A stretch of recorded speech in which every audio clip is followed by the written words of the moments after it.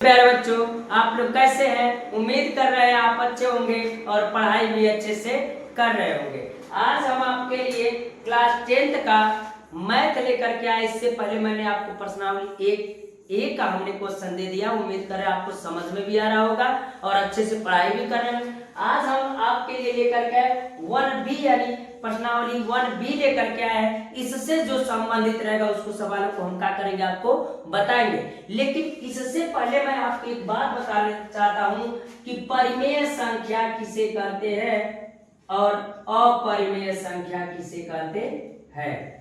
अगर हम कहें कि परिमेय संख्या किसे कहते हैं और अपरिमेय संख्या किसे कहते हैं, तो ध्यान से जरा मेरी बात को सुनिएगा। अगर हम आपसे कहें कि अगर कोई संख्या p/q के रूप में रहेगा तो यह क्या होगा? परिमेय संख्या होगा। p/q के रूप में रहेगा, परिमेय संख्या होगा। लेकिन एक बात का याद रखिएगा कि p का मान कुछ भी हो जाए, लेकिन q का मान कभी 0 नहीं होना चाहिए। यानी हम कह सकते हैं कि q बराबर नहीं होगा किसके? 0 के। यानी यह हम कह सकते हैं कि 3/2, 5/6 या 7/5 इस प्रकार अगर कहेंगे तो यह परिमेय संख्या है। लेकिन अगर कह देंगे कि सर 3/0 तो 3/0 परिमेय संख्या नहीं है। उम्मीद कर रही ये बात समझ में आ रही होगी। यानी हम कह सकते हैं कि परिमेय संख्या अगर p/q के रूप में रहेगा तो परिमेय संख्या होगा। एक बात और बता देना चाहते हैं हम आपको कि कौन सी संख्या परिमेय संख्या होगा। अगर मान लीजिए, अगर हम कह दें कि कोई संख्या है जैसे 1/3 को अगर हम भाग देंगे तो 0.33333 करके आएगा, तो उस स्थिति में भी यह क्या कहलाएगा? तो हम कहेंगे परिमेय संख्या कहलाएगा। क्योंकि रिपीट हो रहा है। जब रिपीट होगा या कभी विशेष स्थान पर जाके कट जाएगा, जब रिपीट होगा तो भी यह क्या कहलाएगा? परिमेय संख्या कहलाएगा।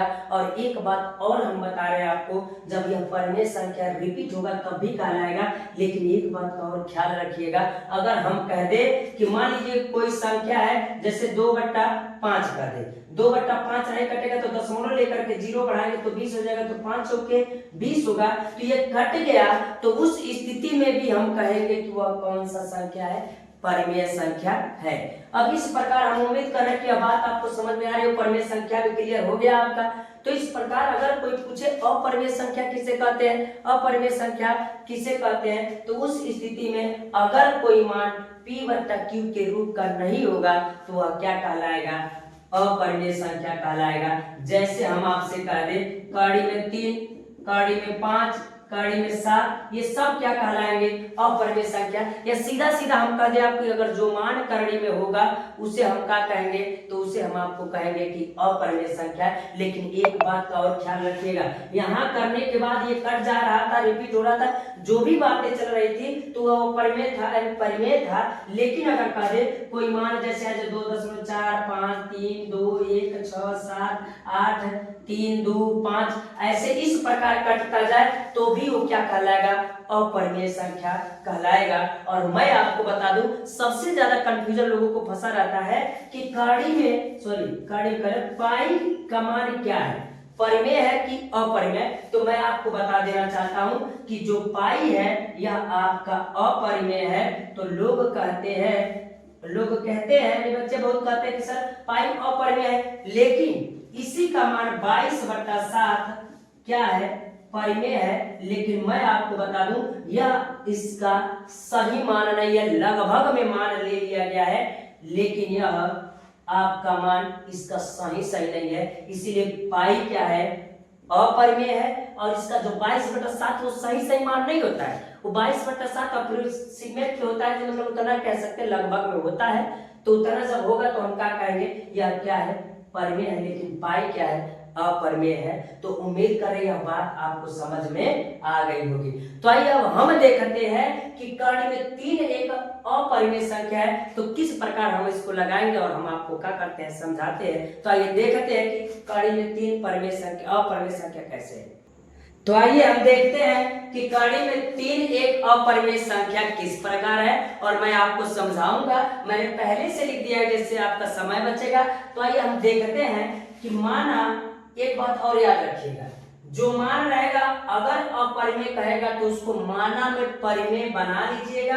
यानी हमने कहा कि अगर यह अपरिमेय है तो परिमेय मानिएगा, अगर परिमेय रहता तो अपरिमेय मानते हैं। हमने कहा कि माना कि कड़ी में 3 एक परिमेय संख्या है, माना कड़ी में जो 3 है वो क्या है, एक परिमेय संख्या है। ठीक है, हमने मान लिया। तो परिमेय संख्या अभी हमने बताया आपको p/q के रूप का रहता है, लेकिन q बराबर 0 नहीं होता है।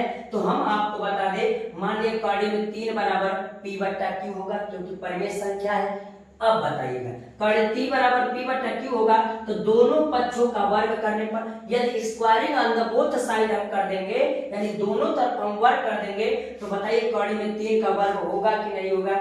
जब कड़ी में 3 का वर्ग करेंगे तो आपको पता होगा जब किसी भी कड़ी का मान का अगर वर्ग करेंगे तो उसका कड़ी उड़ जाएगा, यानी कड़ी उसका क्या हो जाएगा, हट जाएगा। तो हम कहेंगे इस कड़ी में 3 का वर्ग करेंगे तो 3 होगा, इसका p² बटा q² हो जाएगा। और आपको पता है कि सर p² बटा q² को हम q गुणे q लिख सकते हैं।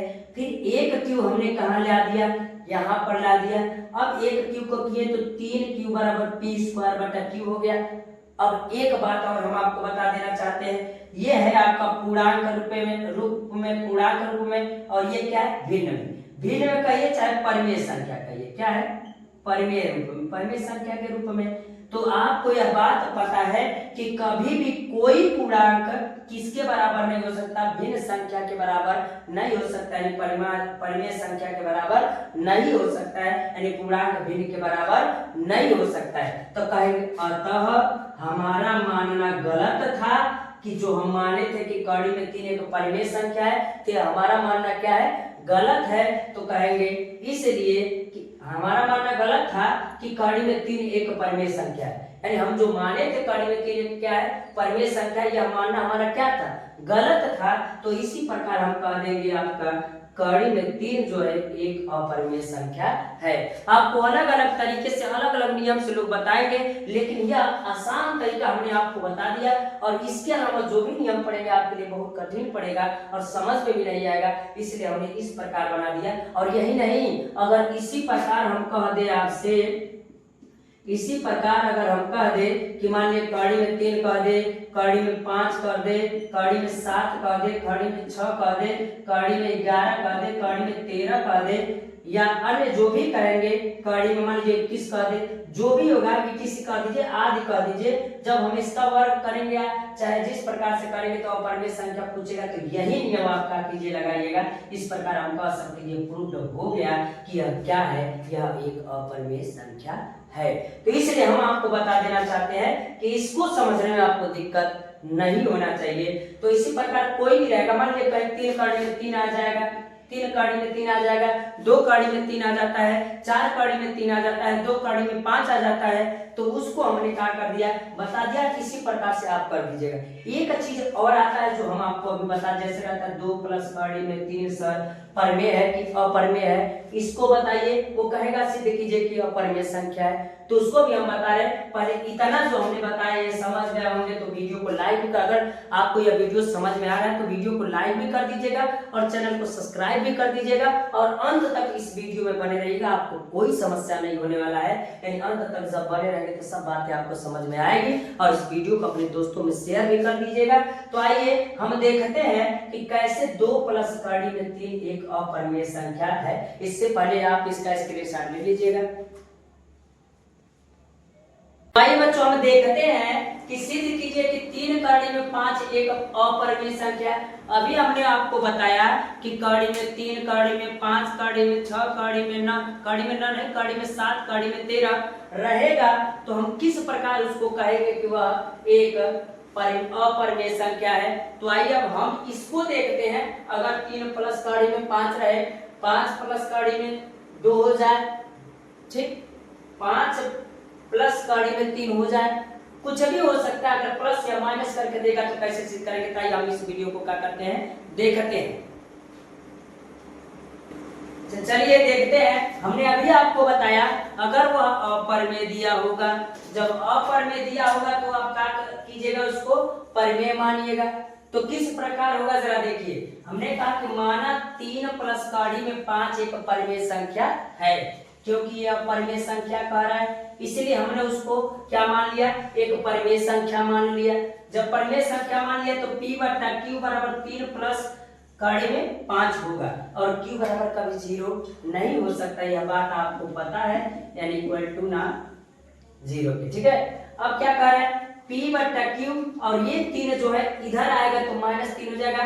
अब बराबर कितना बचेगा, कड़ी में 5। अब आप बताइए अगर हम इसको एलसीएम लेते हैं इसके बटे 1 मान करके तो ये Q हो जाएगा, तो ये P माइनस 3Q हो जाएगा और बराबर कड़ी में 5 होगा।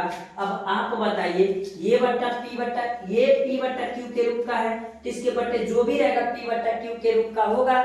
जब ये P बट्टा Q के रूप का है तो परिमेय संख्या होगा। तो परिमेय संख्या भी हमने आपको बताया कि P बट्टा Q क्या है, परिमेय संख्या है। तो यह P बट्टा Q के रूप का है तो परिमेय संख्या है। लेकिन कड़ी में 5 हमने अभी आपको बताया था कि कड़ी में 5, कड़ी में 7, कड़ी में 13 जो होता है वो आपका अपरिमेय संख्या होता है। और एक बताओ ये परिमेय संख्या और ये अपरिमेय संख्या जो संभव नहीं है, यानी मैं आपको बता दूं कभी भी परिमेय संख्या अपरिमेय संख्या के बराबर नहीं हो सकता। तो हम कह सकते हैं कि जो हमारा कथन था कि यह एक परिमेय संख्या है वह गलत है। जब गलत है तो सही क्या है, तो कहेंगे 3 प्लस कड़ी में 5 एक अपरिमेय संख्या है। उम्मीद कर रहे हैं प्यारे बच्चों आपको यह बात समझ में आ रही होगी, इसलिए आप अंत तक वीडियो में बने रहिएगा, आपको कोई समस्या नहीं होगा। चलते अगला क्वेश्चन हम देखते हैं। तो आइए हम देखते हैं कि 2 कड़ी में 5 प्लस 3 जो होगा यह एक अपरिमेय संख्या होगा। किस प्रकार होगा, हमने अभी बताया कि अगर अपरिमेय कहेगा तो कहिएगा कि माना क्या 2 कड़ी में 5 प्लस 3 एक परिमेय संख्या है, यानी जो रहेगा उसके विपरीत आप क्या कीजिएगा, मानिएगा। तो हमने मान लिया कि यह एक परिमेय संख्या है। तो जब परिमेय है तो हम कहेंगे 2 कड़ी में 5 और जो 3 होगा वह बराबर होगा किसके, तो हम कहेंगे P बट्टा Q के बराबर होगा। जब P बट्टा Q के बराबर होगा तो आप बताइएगा अगर 2 कड़ी में हम 5 कहें और बराबर ये P बट्टा Q होगा, यानी यह वाला मान जब इधर जाएगा तो माइनस होगा कि नहीं होगा। जब ये माइनस होगा, अगर हम इधर कहे यह कड़ी में 5 जो है और ये P बट्टा Q है तो Q रहेगा ये और ये 2 इसके नीचे जाएगा तो फिर -3 बट्टा 3Q अब बट्टा ये भी क्या हो जाएगा, 2 हो जाएगा। इस प्रकार या हम कह सकते हैं इस प्रकार जब होगा Q इसके ऊपर भी जाएगा तो इसके नीचे भी हो जाएगा। जब इस प्रकार होगा तो आप बताइए जब यह P बट्टा Q के रूप में तो ये भी परिमेय होगा और ये भी P बट्टा Q के रूप में थी, ये भी क्या होगा, परिमेय होगा। तो आप बताइए ये क्या है, तो हम कहेंगे यह अपरिमेय है। तो अभी हमने आपको बताया कि कभी भी अपरिमेय परिमेय के बराबर नहीं हो सकता, तो हम कहेंगे ये क्या है, अपरिमेय है और बराबर ये क्या है, परिमेय है। तो हम कहेंगे अतः यह संभव नहीं है, यह संभव नहीं है। क्योंकि परिमेय संख्या और परिमेय संख्या बराबर नहीं हो सकता, यानी हमारा कथन गलत है, गलत था। इसलिए तो कहेंगे इसलिए हम कह सकते हैं कि 5 यानी 2 कड़ी में 5 प्लस 3 एक अपरिमेय संख्या है, अपरिमेय संख्या है। तो इस प्रकार आप सिद्ध कर सकते हैं, आपको कोई समस्या नहीं होगा। और एक बात और हम आपको बता देना चाहते हैं कि इसमें अगर किसी प्रकार का होगा, इसी प्रकार हम कह दें कि हमको पूरा सवाल बताएं तो वीडियो बड़ा हो जाएगा, आप अपने मन से लगा सकते, कोई दिक्कत नहीं होगा। इसी प्रकार हम क्या कहेंगे, अगर मान लीजिए 2 प्लस कड़ी में 5 हो जाए या हम कह सकते 3 कड़ी में 3 प्लस 2 हो जाए, ये भी हो सकता है कड़ी में 3 माइनस 2 हो जाए, या ETC जो भी रहेगा, किसी इत्यादि जो भी रहेगा, हम उसको इस प्रकार हम सिद्ध कर सकते हैं कि वह परिमेय संख्या है कि नहीं है। तो उम्मीद कर रहे हैं प्यारे बच्चों यह बात आपको समझ में आ रही होगी और इस प्रश्नावली 1B में कोई भी सवाल लगाने में आपको समस्या नहीं होगा।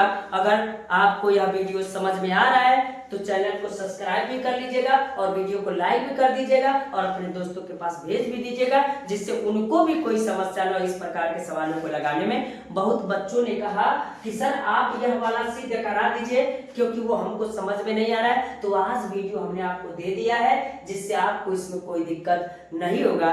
तो इस वीडियो को आप देख करके इस क्वेश्चन को लगा सकते हैं प्यारे बच्चों। तो आज के लिए इतना रहने देते प्यारे बच्चों, धन्यवाद।